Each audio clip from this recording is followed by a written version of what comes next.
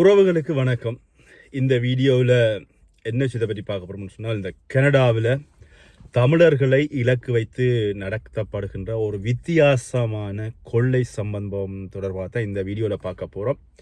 அது மட்டும் இல்லாமல் இந்த முகமூடி கொள்ளைகள் சம்பந்தமாக உங்களுக்கு தெரிந்த விடயங்களை நீங்கள் என்னோட கமெண்டில் தெரிவிக்கலாம். அது அங்கே இருக்கின்ற யாராவது உறவுகளுக்கு அது ஏதாவது ஒரு வகையில் பிரயோசனப்படும். என்னென்னு சொன்னால், முகமூடி அணிந்து வருகின்றவர்களுடைய கொள்ளை சம்பவம் தொடர்பாகத்தான் இந்த வீடியோவில் எனக்கு ஒரு சகோதரர் இதே பயிர முடியுமா அப்படின்னு சொல்லி கேட்டிருந்தார். அவருடைய அந்த சம்பவத்தை நான் உங்களோட பகிர்ந்து விடுகிறேன்.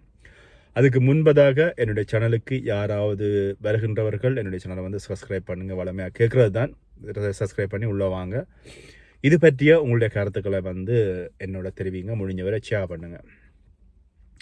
கனடாவில் அப்படி என்று சொல்கிறத விட தமிழர்கள் வாழ்கின்ற பிரதேசங்கள் எல்லா இடமுமே இப்பொழுது அளவுக்கு அதிகமாக தமிழர்களை குறிவைக்கின்ற கொள்ளையர்களினுடைய அளவு கூடிவிட்டது அப்படின்னு சொல்லலாம். இதில் எந்த விதமான மாற்று கருத்தும் இல்லை. அது ஐரோப்பிய நாடுகளாக இருக்கலாம், அல்லது கனடாவாக இருக்கலாம், இலங்கையாக இருக்கலாம், இந்தியா இருக்கலாம். எங்கேன்னு சொன்னாலும் எங்களை தமிழர்கள் குறிப்பாக வாழ்கின்ற அல்ல செறிந்து வாழ்கின்ற பகுதிகளில் அளவுக்கு அதிகமான கொள்ளையர்களினுடைய அளவு கூடிவிட்டது. இதுக்கான காரணம் என்ன அப்படின்னு சொல்லி பார்த்தீங்கன்னு சொன்னால், எங்களுடைய பெண்கள் ஆண்கள் எல்லாருமே போட்டுக்கொண்டு திரிகின்ற இந்த நகை பவுன், அதனுடைய ஒரு தாக்கம், அதை களவெடுத்தால் கொண்டு போய் விற்றால் நிறைய காசு வரும் அப்படின்ற ஒரு நோக்கத்தில் நிறைய பேர் தமிழர்களை இலக்கு வைத்து தமிழர்களுக்கு பின்னால் சென்று அந்த நகையை கொள்ளையடிப்பது இது தொடர்ந்து கொண்டிருக்கிறது.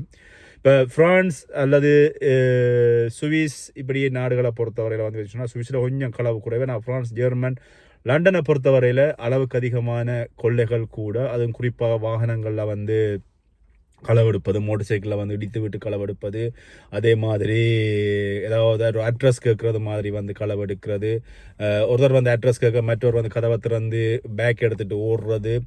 குறிப்பாக இது தமிழர்களை குறிப்பாக தமிழர்களை இனங்காணப்பட்டு தமிழர்கள் தான் இவர்களிடம் இலகுவாக கொள்ளையடிக்கலாம் அப்படி என்று சொல்லி ஒரு நோக்கத்தில் தான் இந்த கொள்ளை சம்பவங்கள் இடம்பெறுகிறது. ஐரோப்பா நாடுகளை பொறுத்தவரையில் இந்த கொள்ளை சம்பவங்களுக்கான அடிப்படை காரணம், இப்போ பிரான்ஸை பொறுத்தவரை சொன்னால் மொழி பிரச்சனை. உடனடியாக போலீஸுக்கு அடிக்கிறதா, அல்லது வாகனத்தில் இருக்கின்ற பொழுது வாகனத்தில் வச்சு களவெடுத்துட்டு போனால் வாகனத்தை நடு ரோட்டில் விட்டுட்டு போகலாது, அதை கொண்டு போய் நாங்கள் ஒரு பார்க்கிங்கில் விட வேணும். பார்க்கிங்கில் விட்டுட்டு தான் அடுத்த கட்டத்தை யோசிக்கணும். போலீஸுக்கு கால் பண்ணுறதா, களவெடுத்து போன சாமான் என்ன அப்படின்னு சொல்லி பார்க்குறதா, இல்லை ஒரு வாகனத்தை இடிச்சிட்டு களவெடுத்துட்டு போனால் அந்த வாகனத்துக்கு பின்னால் இறங்கி எங்கே இடிபட்டு இருக்கிறது அது சம்பந்தமாக பார்க்குறதா, இன்சூரன்ஸுக்கு அடிக்கிறதா, பொலிசுக்கு அடிக்கிறதா, அல்லது இடித்தவன் உண்மையில கள்ளனன்னு தெரியாத பட்சத்தில் அவனுக்கு இதாக நடந்துட்டுதான்னு சொல்லி அதை பற்றி யோசிக்கிறதா. இப்படி நிறைய சம்பவங்களை ஒரே நேரத்தில் நான் யோசித்து கொண்டிருக்கின்ற பொழுது, இன்னொரு நபர்கள் பார்த்தீங்கன்னு சொன்னால், சைட்டில் அநேகமாக இந்த பெண்கள் பார்த்தீங்கன்னா கேன்பேக்கை சைட் மற்ற சேரில், அதாவது டிரைவர் சீட்டுக்கு மற்ற பக்கத்தில் இருக்கிற கதர்களை வச்சு தான் நான் வாகனம் ஓடுகின்ற பொழுது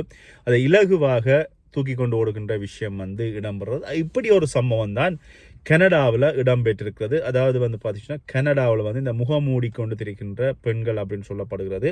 நான் யாரை சொல்கிறேன் அப்படின்றது உங்களுக்கு ஓரளவுக்கே தெரியும். இவர்கள் ஒரு வாகனத்தில் வருவதாகவும், குறிப்பாக எங்களுடைய தமிழ் ஆண்கள் பெண்கள் இவர்கள் கை அல்லது கால் நகைகள் அளவுக்கு அதிகமாக போடுகின்ற பட்சத்தில் இவர்கள் பின்னே இவர்களை தொடர்வதாகவும் சொல்லப்படுறது. இவர்களை தொடர்வது மட்டுமில்லாமல் குறிப்பிட்ட வாகனம் ஒன்றில் முன்னுக்கு போகும் அல்லது பின்னுக்கு வரும்.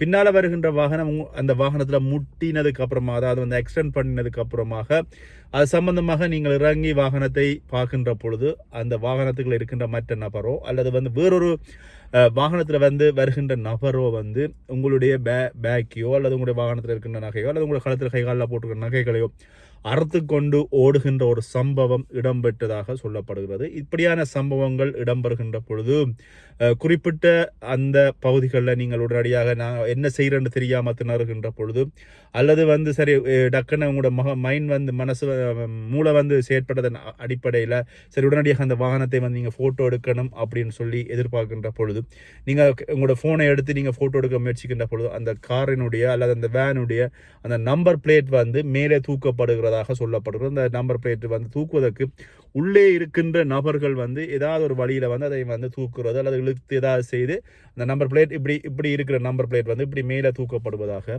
சொல்லப்படுகிறது.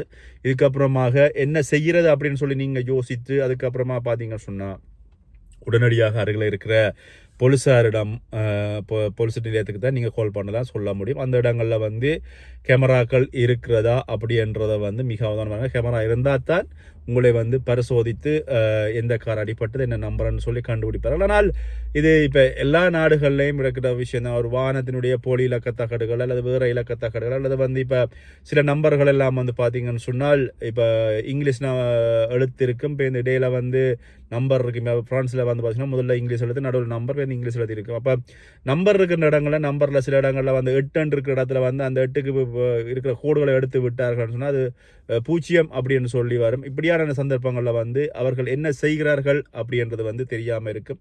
இதன் அடிப்படையில் வந்து பார்த்தீங்கன்னு சொன்னால் இந்த களவு அப்படின்றது வந்து இலகுவாக எடுக்கப்படுவதாக சொல்லப்படுவது. இலகுவாக களவு எடுப்பது மட்டுமில்லாமல் உங்களுடைய மனசை வந்து மாற்றுவது மட்டுமில்லாமல் உங்களை காருக்கு இடித்து விட்டு சென்றார்கள் அப்படின்னு சொன்னால் உங்களுடைய காருக்கான காப்புறுதிக்கு செல்வதா அந்த பணத்தை எடுப்பதா அப்படின்ற பல்வேறுபட்ட பிரச்சனைகள் இருக்கிறது. இது சம்பந்தமாக நீங்கள் யாராவது இப்படிப்பட்ட நிகழ்வுகளில் அல்லது நீங்கள் மாட்டப்பட்டீங்கன்னு சொன்னால் இது சம்பந்தமாக உங்களுடைய கருத்துக்களை வந்து நீங்கள் என்னோட பகிர்ந்து கொள்ளுங்க. அது மட்டும் இல்லாமல் இப்படியான அசம்பாவிதங்கள் நிகழ்கின்ற சந்தர்ப்பம் வந்தால் உங்களுடைய காரை நீங்கள் நிறுத்துகின்ற பொழுது அல்லது காரை நிறுத்த போகிறீங்க அப்படின்னு சொன்னால் முதலே வந்து நீங்கள் மேலே கேமரா இருக்கிறதா அல்லது வந்து நாங்கள் கேமராக்குள்ளே நிப்பாட்டினோம் அப்படின்னு சொன்னால் அந்த கேமராக்களை வந்து உங்களுடைய அந்த கார் நம்பர் வருகிற மாதிரி நீங்கள் நிப்பாட்ட முடியுமா இப்படியான விஷயங்களை வந்து மிக மிக அவதானமாக யோசித்து செய்யுங்கன்னு சொன்னால் உங்களுடைய இழக்கப்படுகிறது உங்களுடைய பொருள். அது மட்டும் இல்லாமல் உங்களுடைய பேக் அல்லது ஹேண்ட்பேக் எடுத்துகிட்டு போனாங்கன்னு சொன்னால் விசாவிலிருந்து லைசன்ஸ்லேருந்து எல்லாமே களவாடப்படும். இது வந்து குறிப்பாக ஒரு ஒரு ஒரு பாலினத்தினர் அல்லது பெண்கள் முக்காடு போட்ட பெண்கள் தான் இவ்வாறான வேலைகளில் ஈடுபடுகிறார்கள் அப்படின்னு சொல்லி இந்த விஷயம் சொல்லப்பட்டிருக்கிறது. மிக அவதானமாக செய்யப்படுங்க. உடனடியாக செய்ய வேண்டியது காவல்துறை போலீஸாருடைய நம்பர் எல்லாருக்குமே கொமன் நம்பர் உங்களுக்கு அங்கே இருக்குன்னு நினைக்கிறேன். அந்த நம்பருக்கு நீங்கள் கால் பண்ணி இந்த பிரச்சனையை வந்து உடனடியாக போலீஸாருடைய கண்காணிப்புகளை கொண்டு வந்தீங்கன்னு சொன்னால் இதுக்கான நடவடிக்கைகள் எடுக்கப்படும். இப்படியான முக்காடு போட்ட வாகனங்களில் வருகின்றவர்கள் உங்கள் அருகில் வந்து ஏதாவது முகவரி கேட்கிறார்கள் அல்லது வந்து பொருட்களை களவெடுப்பதற்காக ஏதாவது யோசிக்கிறார்கள் அப்படின்ற பட்சத்தில் வந்து நீங்கள் வந்து முடிஞ்ச வர வாகனங்களை நிறுத்த வேணாம் அப்படின்னு சொல்லி அந்த சாதனை சொன்னார். யாராவது உங்களை வாகனம் நிறுத்தி அட்ரஸ் கேட்கிறார்கள் அப்படின்னு சொன்னால் ஆனால் வாகனம் விபத்துக்குள்ளாகிறது அல்லது பின்னால் கொண்டு வந்து முட்டி விட்டு விபத்துக்குள்ளாகியதுக்கு அப்புறமாக இவர்கள் களவெடுக்க வருகிறார்கள் அப்படின்ற பட்சத்தில் வந்து நீங்கள் அதுக்கேற்ற வகையில் உடனடியாக போலீஸாரை தேடி போலீஸாரிடம் வந்து இந்த விஷயத்தை வந்து நீங்கள் போலீஸுக்கு கால் பண்ணி சொல்லலாம்.